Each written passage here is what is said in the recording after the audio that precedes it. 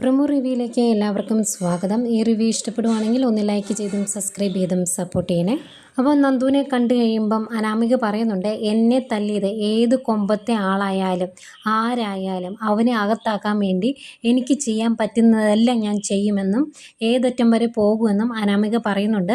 കാര്യങ്ങളുടെ സീരിയസ്നെസ് അറിയാവുന്നതുകൊണ്ട് തന്നെ നന്ദു ആകെ ടെൻഷനിലാകുന്നുണ്ട്. ഏതായാലും വീട്ടിൽ ചെന്നിട്ടും ഭയങ്കര സന്തോഷത്തിലാണ് വേണു പറയുന്നുണ്ട്, ഇനി ആ വീട്ടിൽ പോലീസുകാർ കയറി നിരങ്ങും, നമുക്കിതൊക്കെ ശീലമാണ്, പക്ഷെ അവർക്ക് അങ്ങനെയൊന്നും അല്ലാത്തത് കൊണ്ട് അവർ നന്നായിട്ട് വിഷമിക്കും എന്ന് പറഞ്ഞ് ഭയങ്കര സന്തോഷത്തിലാണ് അവരെല്ലാവരും.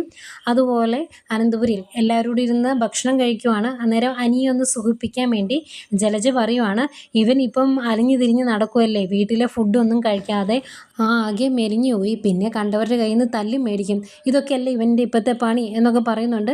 എന്നിട്ട് അതിൻ്റെ ഇടയ്ക്ക് കുറച്ച് സെൻറ്റി അടിക്കുന്നുണ്ട്. അതുകൊണ്ട് തന്നെ ഫുഡൊക്കെ കഴിച്ചതിന് ശേഷം പുറത്ത് വന്ന് ഒരു ജ്യൂസൊക്കെ കുടിച്ചുകൊണ്ട് നിൽക്കുവാണ് അനി. അന്നേരം ജലജ അടുത്തോട്ട് വരുമ്പം ജലജയോട് അനി പറയുന്നുണ്ട്, എനിക്ക് അപ്പച്ചിയുടെ ഈ ഇരട്ടത്താപ്പാണ് മനസ്സിലാകാത്തത്. അപ്പച്ചി അമ്മയുടെ കൂടെ നിൽക്കുമ്പം അനാമികയെ പുകഴ്ത്തി അവൾ നല്ലതാണ് എന്ന രീതിയിൽ സംസാരിക്കും, എൻ്റെ അടുത്ത് വരുമ്പോൾ നേരെ മറിച്ചും സംസാരിക്കും, അതിൻ്റെ ആവശ്യമുണ്ടോ എന്നൊക്കെ ചോദിക്കുന്നുണ്ട്. ജലജ ഇങ്ങനെ സൂചിപ്പിക്കുന്നത് ജലജയ്ക്ക് അറിയാലോ കുറച്ച് കഴിയുമ്പം പോലീസ് വരുമെന്നും അനിയെ അറസ്റ്റ് ചെയ്യുന്നു. അതിനു മുമ്പുള്ള ഒരു സുഖിപ്പിക്കലാണ് ഈ നടക്കുന്നത്. ഇതൊക്കെയായിരുന്നു പ്രമോ.